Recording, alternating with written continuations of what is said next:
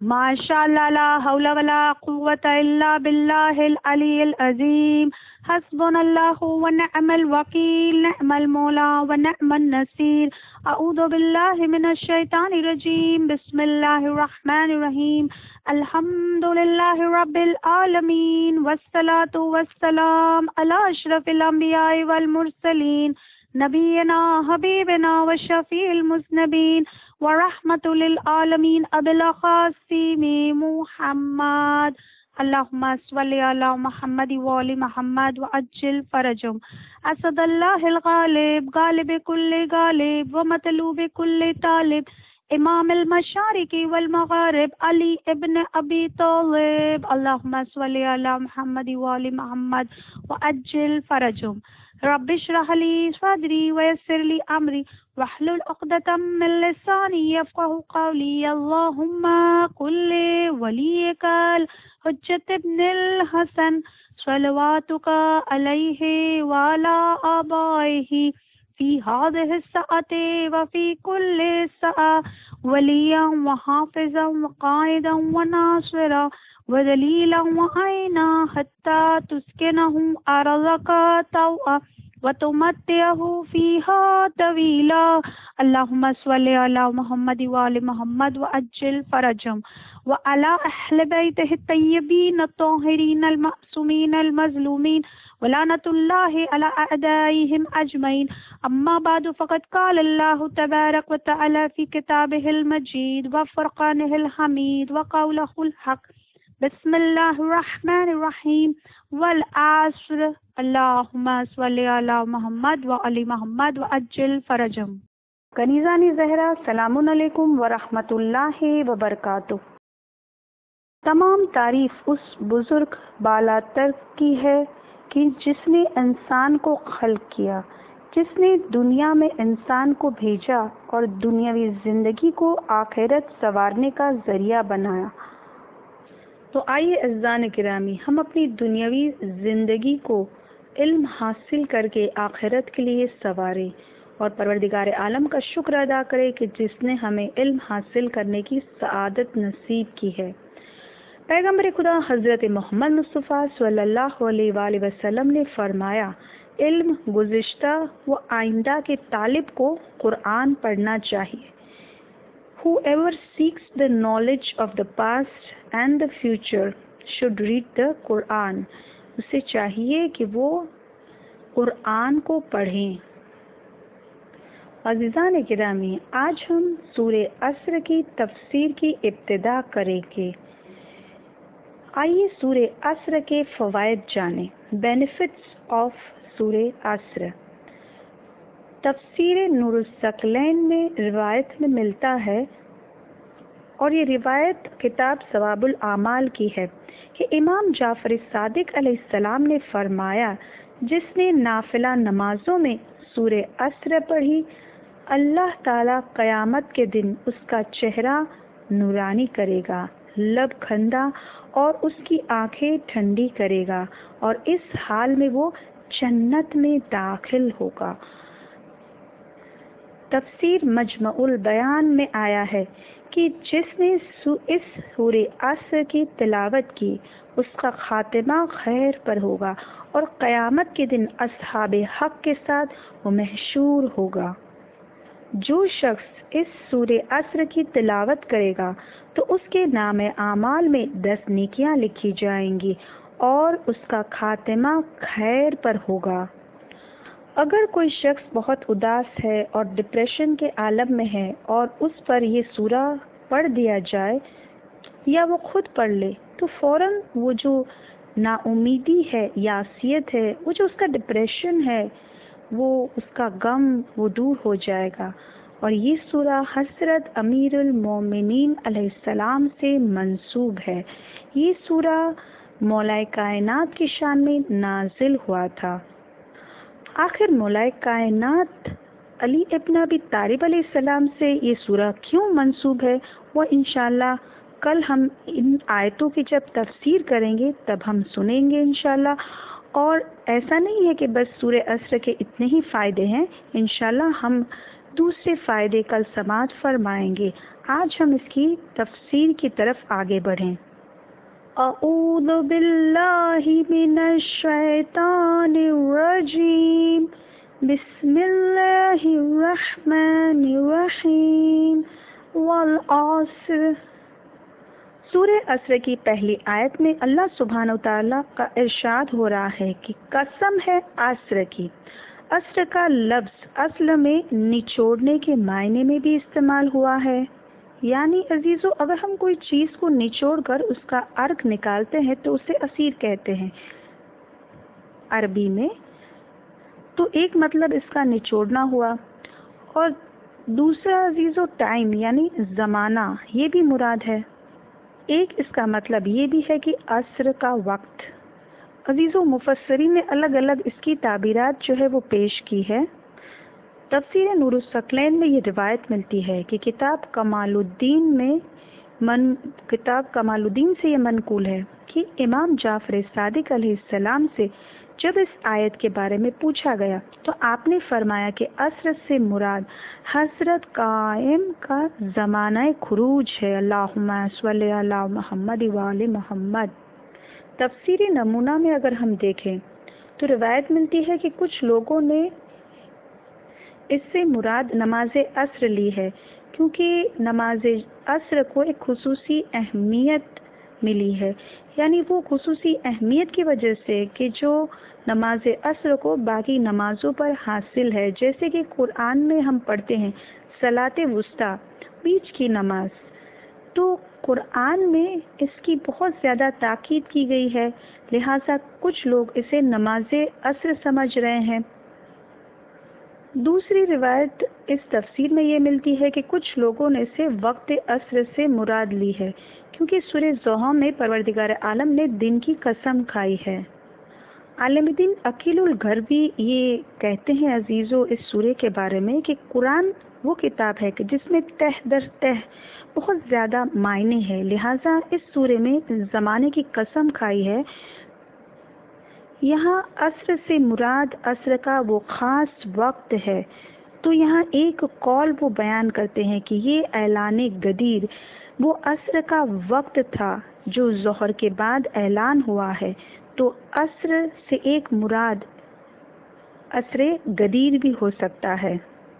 یہ چھوٹا سا سورہ ہے عزیزو، لیکن اس چھوٹے سے سورے میں پورا دستور العمل ہے اس زندگی کا، یعنی یہ دور جس میں ہمیں زندگی گزارنی ہے اس کا دستور عمل اس چھوٹے سے سورے میں دیا ہے، جو انشاءاللہ کل ہم سماعت فرمائیں گے۔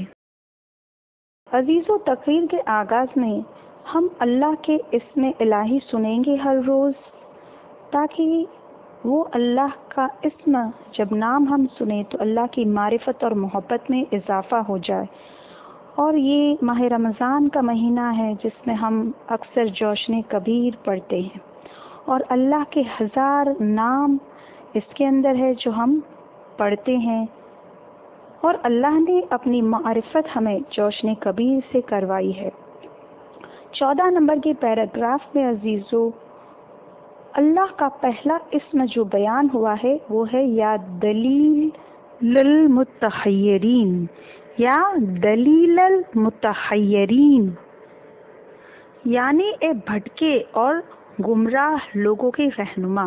عزیزو کوئی گمراہ اور جو بھٹکا ہوا ہے اس وقت وہ ہدایت نہیں پا سکتا جب تک اسے توفیق الہی نہ ملے۔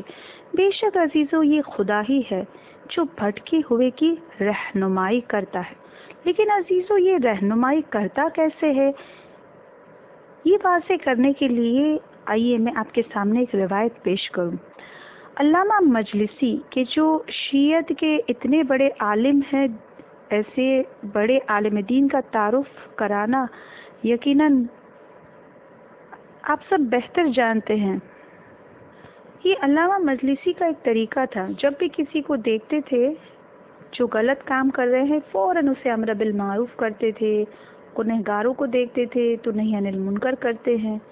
ایک مرتبہ ان کے محلے میں کچھ ایسے بد اخلاق اور بدمعاش قسم کے نوجوان تھے، اور وہ محلے میں ایسی بد اخلاقیوں کو انجام دیتے تھے، اور جب علامہ مجلسی یہ دیکھتے تھے تو ان کے پاس جاتے تھے، امر بالمعروف کرتے تھے، نہی عن المنکر کرتے تھے، کہتے تھے کہ ایسے گناہ تم چھوڑ دو اور اللہ کی عبادت کرو، لیکن عزیزوں ان پر کوئی اثر ہی نہیں ہوتا تھا۔ تو یہ جو محلے کے جو بدمعاش قسم کے لوگ تھے، اس میں سے ان کا جو سردار تھا، جب یہ علامہ مجلسی نصیحت کرتے تھے تو اسے بہت برا لگتا تھا۔ اس نے سوچا ایسا کچھ کرتے ہیں کہ یہ ہمیں نصیحت کرنا ہی چھوڑ دے۔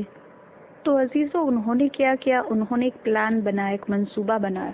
محلے کی جو مسجد تھی جہاں وہ لوگ نماز پڑھنے جاتے تھے، وہاں بیچارہ ایک سیدھا سادہ نمازی آتا تھا، اسے پکڑا اور اس سے یہ تمام بد اخلاق جوان لے کر آئے اور کہنے لگے کہ دیکھو شب جمعہ جب آئے، جب جمعرات کی رات آئے تو تم اپنا گھر خالی کر دینا اور ایک دعوت کا انتظام کرنا، ہم سب وہاں آئیں گے، لیکن دیکھو خبردار یہ بات کسی کو بتانا نہیں، یہ دعوت جو ہے تم اپنے مکان میں رکھنا اور یہ دعوت تمہاری طرف سے ہونی چاہیے، تم جا کر علامہ مجلسی کو دعوت دو گے یہ کہہ کر کہ تم بلا رہے ہو تمہارے گھر پر اور شب جمعہ یہ دعوت دینا، لیکن خبردار اگر کسی کو تم نے کچھ بتایا تو ہم سے برا کوئی نہیں ہوگا۔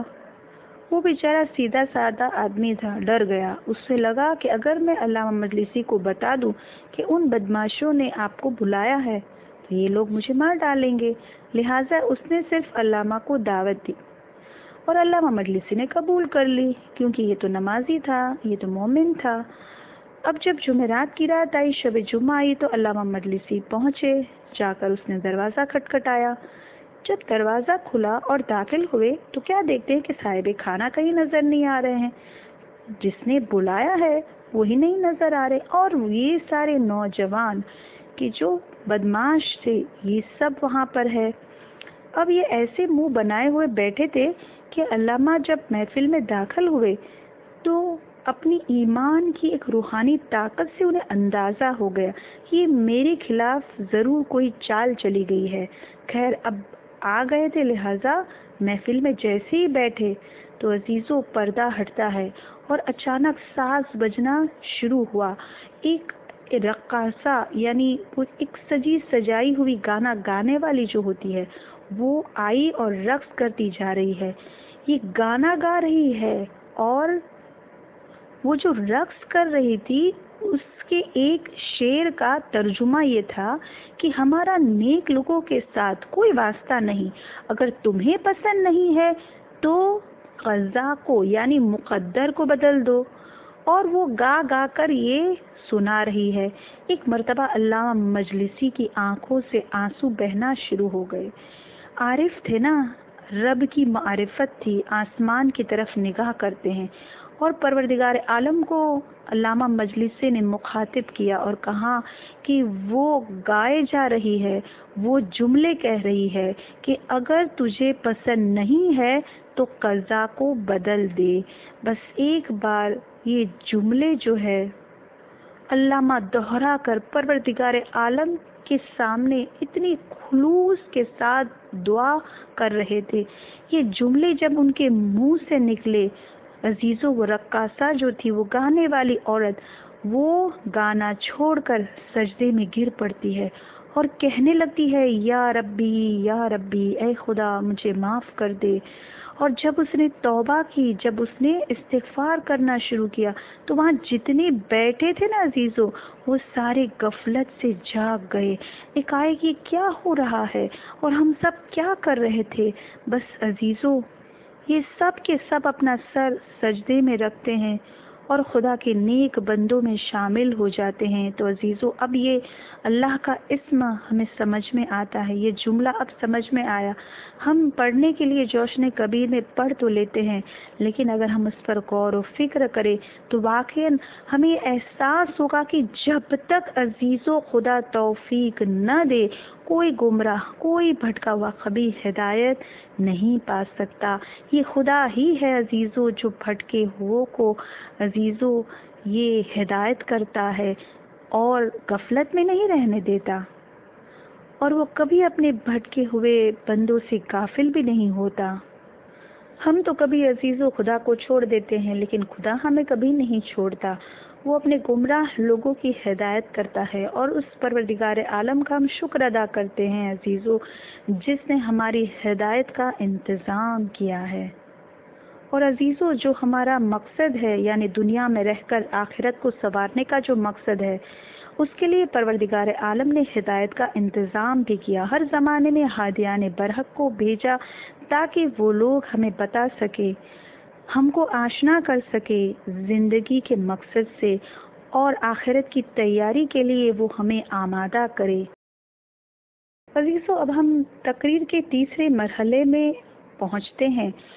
تقریر کا پہلا مرحلہ ہمارا ہر روز قرآن کی تفسیر رہے گا۔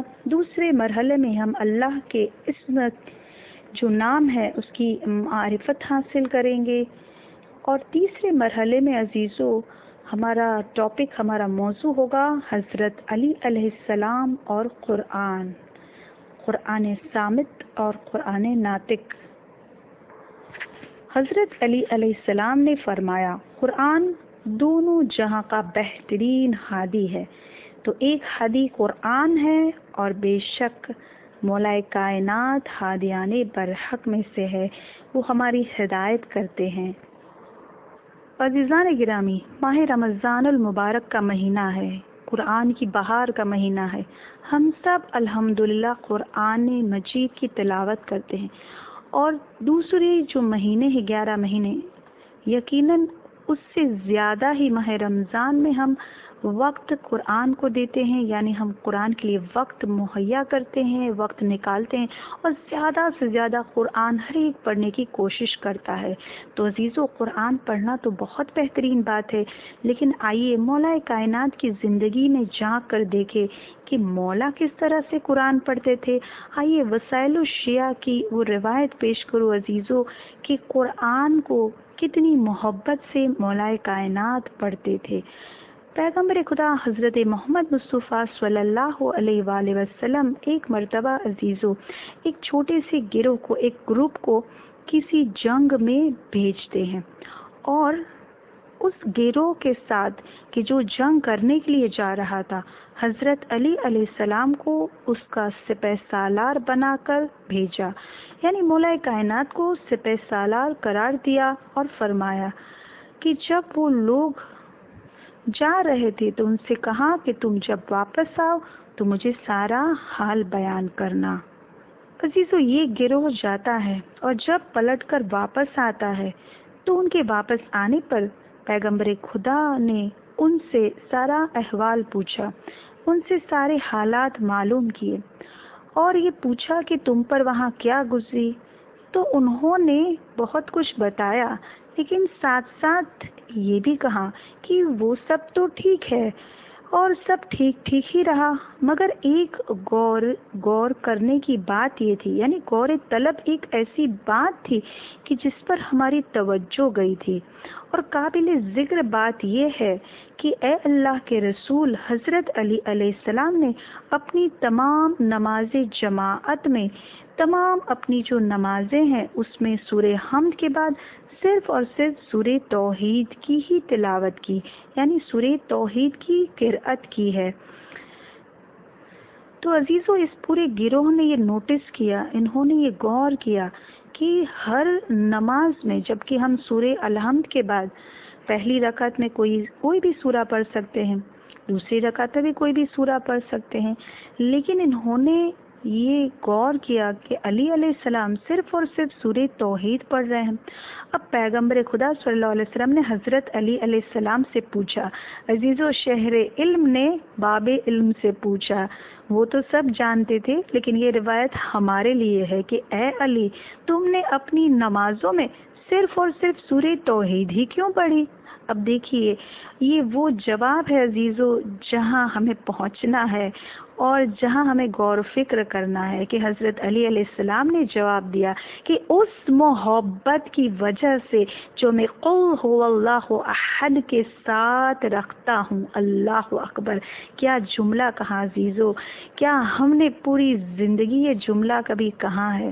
ہم مولا کے چاہنے والے، ہم اٹھتے بیٹھتے مولا کا نعرہ لگانے والے، اور مولا کا جو محبت ہے نا وہ یقیناً اس کا ہم دم ضرور بھرتے ہیں، لیکن مولا کیا کہہ رہے ہیں کہ اس محبت کی وجہ سے کہ جو میں سورہ توحید کے ساتھ رکھتا ہوں، یعنی ہر نماز میں اگر میں قرآن مجید کا ایک چھوٹا سا سورہ توحید بھی پڑھ رہا ہوں تو اس کی وجہ یہ ہے کہ میں اس سورے سے محبت رکھتا ہوں. اور اگر مولا سورہ توحید سے محبت رکھتے ہیں تو پورے قرآن سے کتنی محبت رکھتے ہیں اور کتنی محبت کے ساتھ مولا تلاوت کرتے ہوں گے عزیزو. اب پیغمبر خدا صلی اللہ علیہ وآلہ وسلم نے کیا فرمایا کہ تم نے جب اس سورے کے ساتھ محبت رکھی تو خداوند عالم نے تمہارے ساتھ محبت رکھی. تو عزیزو بتایا اللہ کے رسول نے کہ اے علی تم نے اس سورے کے ساتھ جو محبت رکھی ہے بس پروردگار عالم نے تمہارے ساتھ محبت رکھی ہے. تو ہم اپنے آپ سے سوال کریں، کیا ہم سورہ توحید کی محبت کے ساتھ تلاوت کرتے ہیں؟ کیا ہم اتنی محبت اس سورے سے کرتے ہیں؟ اگر اللہ کی کتاب سے ہم اتنی محبت کریں گے، اس کے سورے سے محبت کریں گے تو وہ پروردگار بھی ہم سے محبت کرے گا. اور عزیزو جناب سلمان محمدہ، جس کے لیے امام صادق علیہ السلام نے کیا کہا، سلمان فارسی نہ کہنا، سلمان محمدہ، وہ کہ جو مولا کائنات کی مکمل اطاعت کرتے تھے.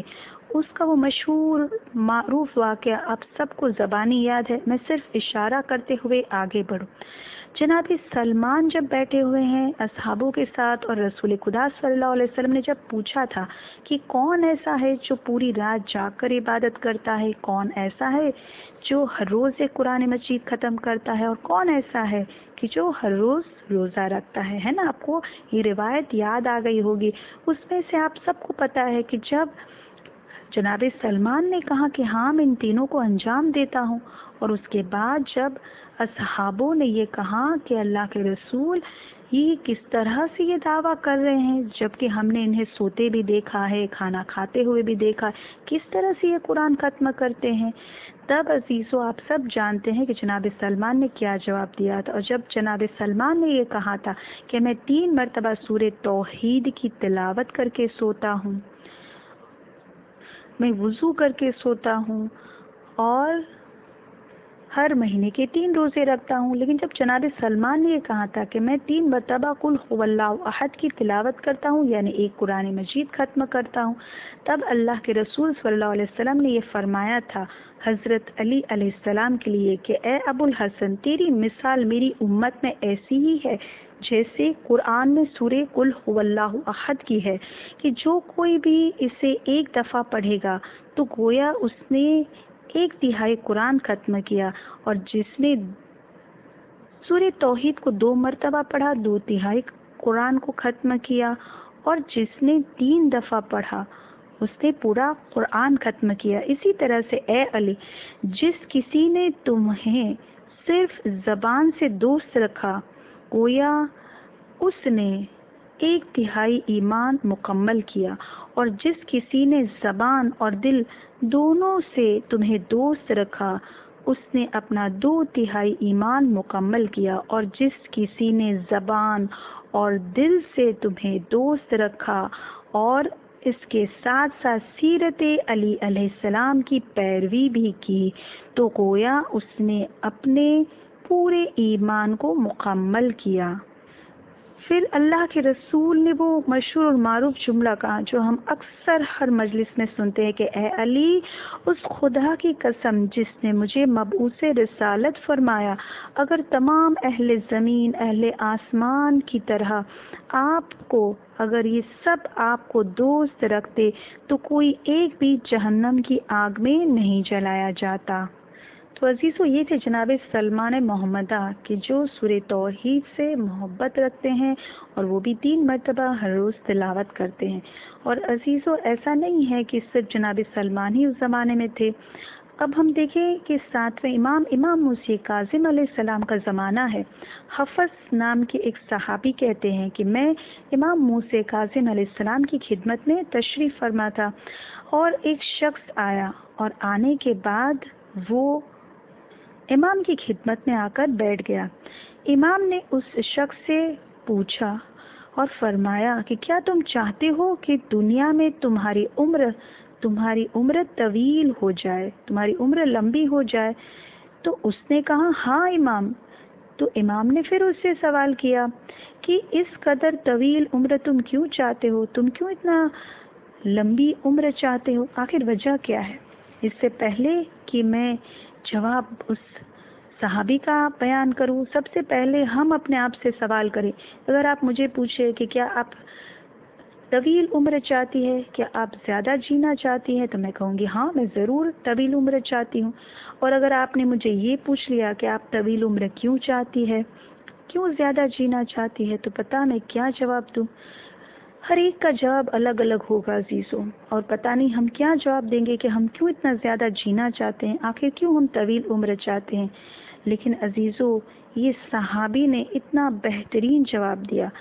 یہ صحابی نے 7ویں امام سے کہا کہ میں اس لیے طویل عمر چاہتا ہوں کیونکہ میں سورہ توحید کی تلاوت کر سکوں. اس نے کیا کہا؟ سورہ توحید کی تلاوت کے لیے امام میں لمبی عمر طویل عمر چاہتا ہوں کہ جب تک زندہ رہوں سورہ توحید پڑھتا رہوں. تو عزیزو یہ ایسے صحابی ہے جو ہمیں بتا رہے ہیں کہ اگر زندگی زیادہ چاہیے تو صرف اور صرف اس لیے کہ قرآن سے ایسی محبت، قرآن کے ہر سورے سے ایسی محبت ہے کہ وہ اس کی متواتر تلاوت کرتے رہے. کیا ہمارا بھی یہی جواب ہے کہ ہم طویل عمر اس لیے چاہتے ہیں کہ ہم قرآن کے ایسے بہترین سورے پڑھیں، قرآن کو پڑھیں؟ آئیے اسی وقت ہم نیت کریں کہ بس پروردگار تو ہمیں طویل عمر اس لیے عطا فرمانا تاکہ ہم مسلسل متواتر قرآن کے اس بہترین سورہ توحید کی تلاوت کریں اور قرآن زیادہ سے زیادہ پڑھیں، اس پر غور و فکر کریں اور عمل کی منزلوں پر آئے جو اس کا حقیقی ہدف اور اس کا مقصد ہے. عزیزو یقیناً ہم قرآن تو پڑھتے ہیں لیکن قرآن کے ہر رازوں سے واقف مولا کائنات ہے. عباد بن عبداللہ کہتے ہیں کہ حضرت علی علیہ السلام نے فرمایا کہ قرآن کریم کی آیتیں ایسی ہے جو نازل ہوئی ہے مگر میں تمام آیتوں کو جانتا ہوں کہ کہاں نازل ہوئی ہے، کب نازل ہوئی ہے، اور یہ آیتیں کس کے بارے میں نازل ہوئی ہے، صحرا میں نازل ہوئی ہے یا پہاڑ پر نازل ہوئی ہے، یہ سب کچھ میں جانتا ہوں. جب مولا نے اسے یہ کہا تو ایک شخص نے جو آپ کی باتیں سن رہا تھا وہ کہنے لگا مولا یہ بتائیے کہ آپ کی ذات کے بارے میں کون سی آیت نازل ہوئی ہے؟ آپ نے فرمایا کہ اگر تم نے پوچھا نہ ہوتا تو میں کچھ بھی نہیں کہتا، لیکن پوچھا ہے تو بتا دوں. عزیزوں کس سے سوال کیا؟ باب علم سے سوال کیا، تو ضرور مولا تو بتائیں گے. اور پھر مولا نے کہا کہ یہ آیت میرے بارے میں نازل ہوئی ہے. بڑی مشہور آیت ہے عزیزو، انما انت مذکر والی آیت کے اے پیغمبر تو مخلوق کو ڈرانے والا اور ہر قوم کے لیے رہنما ہے. اس کے بعد عزیزو آپ نے فرمایا کہ رسول خدا صلی اللہ علیہ وآلہ وسلم لوگوں کو خدا اور قیامت سے ڈرانے والے تھے اور میں خدا کی طرف سے حضور جو کچھ لے کر آئے ہیں اس کی طرف ہدایت کرنے والا ہوں. ہاں عزیزو یہی مولا کائنات واقعاً ہدایت کرنے والے ہیں جس کے سینے میں عزیزو کائنات کا تمام علم تھا، جو سلونی کا دعویٰ کرتے تھے اور چاہتے تھے کہ لوگ ان سے علم حاصل کریں. لیکن عزیزو یہی مولا کائنات کہ جس نے قرآن کو جمع بھی کیا، انشاءاللہ کل کی تقریر میں انشاءاللہ ہم سنیں گے کہ جس نے قرآن سے ایسی محبت کی کہ اسے جمع بھی کیا. ہر ایک کو ہدایت کرتے تھے، ہر ایک کو علم بانٹتے تھے، لیکن وہی مولا عزیزو جس کے اتنے فضائل ہے عزیزو کہ ذرہ برابر بھی فضائلوں کا حق ہم نہیں ادا کر سکتے، وہاں اتنے مصائب بھی ہے عزیزو. ایسی مظلوم ترین ہستی کا نام مولا کائنات ہے عزیزو، کہ سینے میں اتنا علم ہے لیکن مولا افسوس کر رہے ہیں کہ لینے والا کوئی نہیں. اتنا بہترین اور شفیق مولا، لیکن عزاداروں زمانے والوں نے مولا کائنات کی قدر نہیں کی. وہ مولا کائنات کے جو غدیر کے میدان میں خلیفہ قرار پائے، بلا فصل خلیفہ، لیکن خلافت بھی چھین لی گئی. اور وہی مولا عزیزو جس سے نہ صرف خلافت چھینی گئی، گلے میں رسن باندھ کر بیعت کے لیے حیوانوں کی طرح لے کر جا رہے تھے عزیزو. اور یہ وہی مولا ہے عزیزو جو مدینے میں اگر سلام کرتے ہیں تو سلام کا جواب دینے والا کوئی نہ ہوتا تھا عزیزو. یہ وہی مولا ہے کہ 19ویں ماہ رمضان المبارک لعنت ہو ابن ملجم نے جب ضربت ماری ہے، ہائے ضربت لگی عزیزو، آپ کا سر شگافتہ خون کا فوارہ، ارے ہائے لہو گر رہا. آپ کو جب چادر میں لپیٹ کر گھر کی طرف لائے اور امام حسن علیہ السلام نے تمام سوگواروں سے کہا کہ تم سب جا سکتے ہو، سب کو میرے بابا نے حکم دیا ہے کہ وہ سب چلے جائیں. سب لوگ رو رہے تھے، لیکن چونکہ امام حسن نے کہا تو سب چلے گئے. لیکن اسبق بن نباتہ بیٹھے رہے. جب مولا حسن نے کہا کہ اسبق تم نے میرے والد کا فرمان نہیں سنا، اسبق نے کہا مولا سنا تو ہے، لیکن میں اپنے آقا اور مولا کو دیکھنا چاہتا ہوں، ان سے حدیث سننا چاہتا ہوں. امام حسن مجتبیٰ گھر کے اندر آئے، مولا کائنات کی خدمت میں آئے اور اسبق کی خواہش کو پیش کیا. عزیزو مولا کائنات نے اجازت دی. اسبق کہتے ہیں کہ جب میں داخل ہوا تو میں نے کیا دیکھا کہ مولا کائنات کے سر پر جو ضرب لگی تھی عزیزو، اس پر ایک رومال باندھا ہوا ہے جو زرد رنگ کا ہے، مگر مولا کائنات کے چہرے مبارک کا رنگ جو ہے وہ اس رومال سے زیادہ زرد تھا. ایک مرتبہ مولا کہتے ہیں تم نے میرا پیغام نہیں سنا تھا. اسبق کہتے سنا تھا مولا، لیکن میں آپ سے کوئی حدیث سننا چاہتا ہوں. مولا نے فرمایا اسبق ضرور سنو، مجھ سے پھر تم حدیث نہ سن پاؤ گے، تمہیں یہ حدیث سننا نصیب نہ ہوگا. آپ نے فرمایا اسبق جیسے تم اس وقت میرے پاس بیٹھے ہوئے ہو، اسی طرح سے میں رسول خدا صلی اللہ علیہ وسلم کے سرہانے بیٹھا ہوا تھا. رسول خدا صلی اللہ علیہ وسلم نے جو حکم دیا، اے علی مسجد میں جانا اور منبر پر ایک سیڑھی چھوڑ کر منبر پر بیٹھ جانا اور لوگوں کو جمع کر کے میرا یہ پیغام سنانا کہ جو شخص اپنے والدین کو ترک کرے اور ان کی نافرمانی کرے، اور جو غلام اپنے آقا کو چھوڑ کر بھاگ جائے، اور جو شخص مزدور پر ظلم کرے اور اس کی اجرت نہ دے، اس پر اللہ کی لعنت ہے. میں نے رسالت مآب جو فرماتے ہیں بس ان کے حکم پر عمل کیا. اور جب میں منبر سے نیچے اترا تو مسجد کے ایک کونے سے ایک شخص نے پکار کر کہا، اے علی تم نے حکم سنا دیا، لیکن اس کی تم نے وضاحت تو نہیں کی ہے. میں پھر رسول خدا صلی اللہ علیہ وسلم کی خدمت میں حاضر ہوا اور اس شخص کی درخواست پیش کی. اور اس وقت رسول خدا صلی اللہ علیہ وسلم ایک مرتبہ علی علیہ السلام کا ہاتھ لیتے ہیں، اور علی علیہ السلام نے اسبق بن نباتہ کے ہاتھ کو لیا اور اس طرح سے ہاتھ کو کھینچا.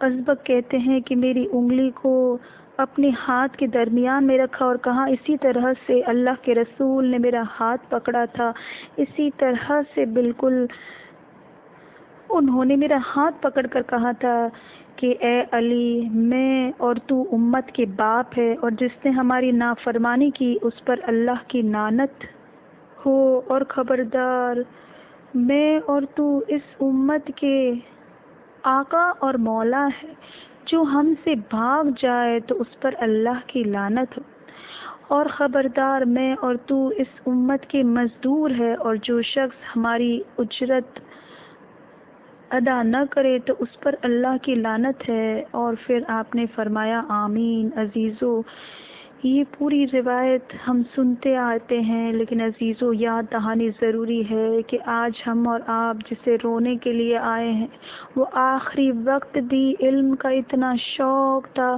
کہ حدیث سنا رہے ہیں۔ عزیزو، ایسی مشکل ترین وقت میں چاہتے تھے کہ دین کے پیغامات کو پہنچائے۔ اسی مولا کے چاہنے والے ہم سینے پر ہاتھ رکھ کر سوچے، کیا ہم مولا کی طرح علم کا شوق رکھتے ہیں؟ کیا ہم علم کو پھیلاتے ہیں؟ کیا ہم تبلیغ میں اتنی محنت اور مشقت کرتے ہیں؟ عزیزو، واقعاً مولا کے چاہنے والے ہیں، آئیے مولا کو وعدہ کر کے جائیں کہ مولا بس آپ کی پوری زندگی سے ہم سبق لیتے ہیں کہ آپ نے دین اسلام کے لیے جو کچھ کیا۔ عزیزو، بس ہم مولا سے کہیں کہ ہم بھی اس دین کی خدمت خلوص دل سے کریں گے، اور ہم علم حاصل کر کے اس پر عمل کریں گے اور دین کی تبلیغ کریں گے۔ ہاں عزیزو، یہ پوری حدیث ہمیں غور و فکر کرا رہی ہے کہ واقعاً اگر ہمارے کوئی والد ہے تو عزیزو روحانی والد مولا کائنات اور رسول خدا صلی اللہ علیہ وسلم ہے، امت کے باپ ہے۔ عزیزو، یقیناً میں آپ سے ایک سوال کرنا چاہوں گی، آپ غور و فکر کریں۔ عزیزو، خدا نہ کرے مگر جب ایک بیٹی باپ کا اترا ہوا چہرہ دیکھتی ہے، جب بیٹی دیکھتی ہے کہ بابا کی طبیعت صحیح نہیں ہے، خدا نہ کرے اگر کوئی بیٹی دیکھ رہی ہے کہ باپ کے آخری لمحات ہے، تو عزیزو اس بیٹی پر کیا گزرتی ہے۔ جب آج آپ رونا تو بس عزیزو جناب زینب ام کلثوم کا تصور کر کے رونا، یہ وہ بیٹیاں ہیں کہ جو دیکھ رہی ہے کہ بابا کی کیا حالت ہے۔ عزیزو، خدا کسی بیٹی کو باپ کا حال یہ نہ دکھائے۔ ہم دعا کرتے ہیں خدا ہمارے والدین کو صحت کے ساتھ طویل عمر عنایت عطا فرما، اور جن کے والدین دنیا سے گزر چکے پروردگار تو اس کی مغفرت فرما۔ لیکن عزیزو، قیامت کی گھڑی اور قیامت کا روز ہے، سوچے جناب سیدہ فاطمۃ الزہرا سلام اللہ کی قبر میں کیا حالت ہو رہی ہوگی، جس کے لاڈلے یتیم ہو رہے ہیں۔ ہائے معصومہ کو قبر میں کہیں چین نہ ہوگا۔ ہاں عزیزو، یقیناً ہدایت کے ستون گرنے والے ہیں۔ یہ وہ دن ہے کہ یتیم بچوں اور بیواؤں کا مددگار اٹھ رہا ہے، اور ہمارا عزیزو باپ سے زیادہ مہربان مولا اس دنیا سے اٹھ رہا ہے۔ عزادارو، یہ شب آج جو دن ہے، کل شب شہادت کل کی رات تھی، آج کا دن شہادت کا دن ہے۔ عزیزو، یقیناً ہمارے دل اداس اور غمگین اور ہماری آنکھیں رو رہی ہے۔ عزیزو، ہمارے شفیق مولا کا ساتھ چھوٹ رہا ہے۔ علی علیہ السلام کے سوگوارو، ارے ہمارا آقا بیماری سے کروٹیں بدل رہا ہے، زہر کا سر پاؤں تک پہنچ گیا، ضربت ابن ملجم کام کر چکی ہے، ارے شہزادیاں اور امامزادے سر پٹک پٹک کر رو رہے ہیں۔ اے ماہ رمضان کے روزدارو، یقیناً آپ افطاری بھی کرتے ہیں، سحری بھی کرتے ہیں، لیکن یہاں 2 دن گزر گئے، روزداروں نے کچھ نہیں کھایا، سب عزیزو ارے بابا کی خدمت میں مصروف ہے۔ عزیزو، ارے مولا کا کیا حال ہے؟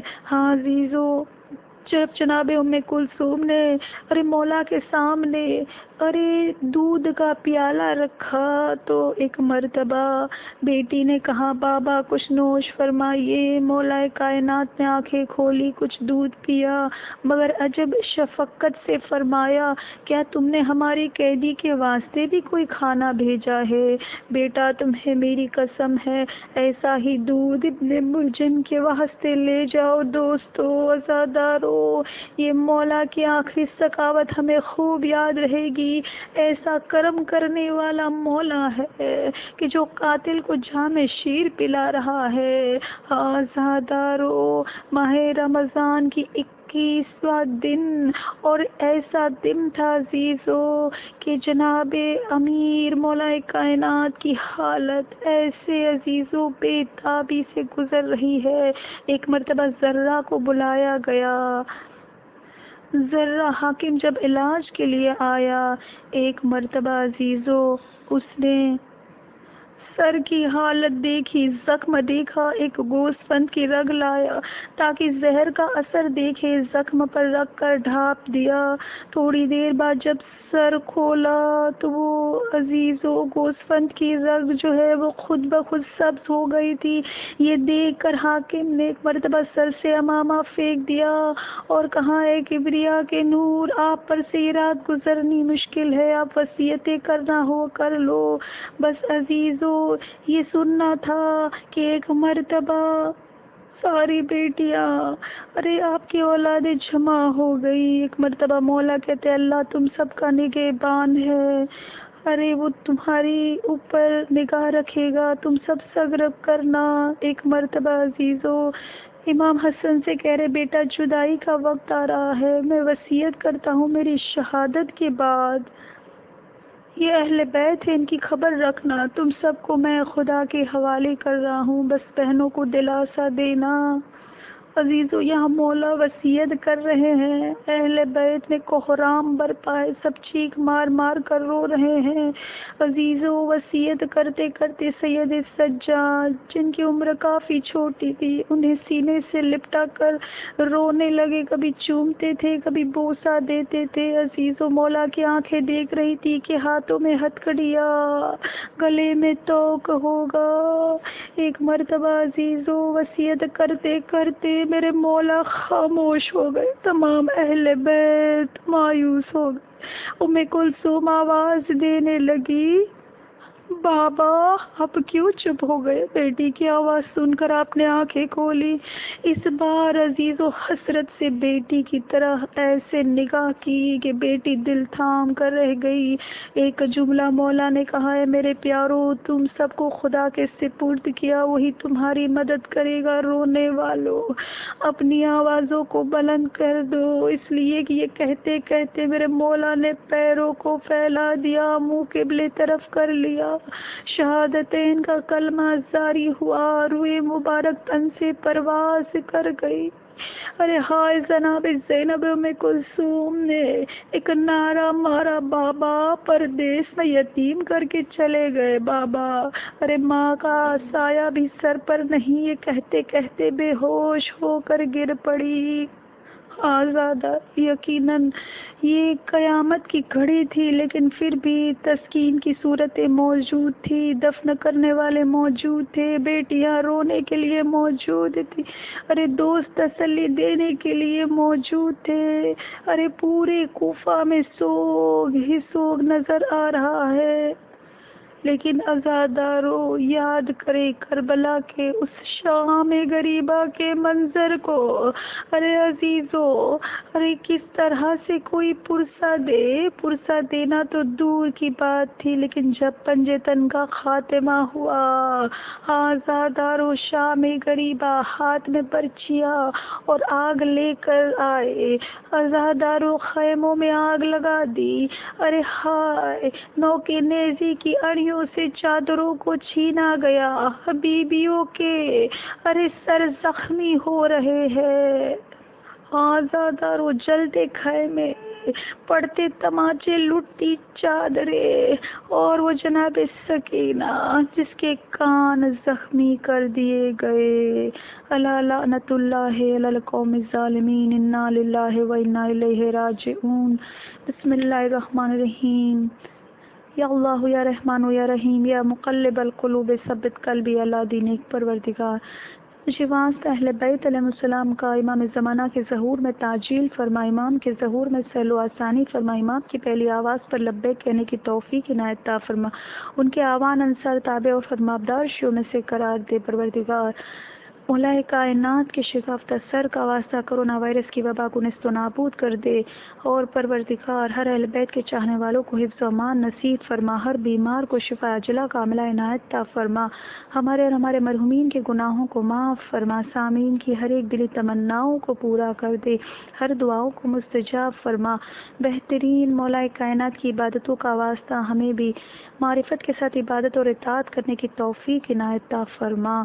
پروردگار ہم سب کو حج و زیارت سے مشرف کر دے، اور خصوصی طور پر مثل محمد و آل محمد جیسی زندگی، ان کی جیسی توفیق، ان کی جیسی نیکی، ان کی جیسی خیر، ان کو شر سے بچائے، ہمیں بھی گناہ سے بچنے کی توفیق عنایت عطا فرما۔ ربنا تقبل منا انک انت السمیع العلیم، سبحان ربک رب العزۃ عما یصفون وسلام علی المرسلین والحمد للہ رب العالمین۔ اللهم صل على محمد وآل محمد، اللهم صل على محمد وآل محمد، اللهم صل على محمد وآل محمد، اللهم صل على محمد وآل محمد، اللهم صل على محمد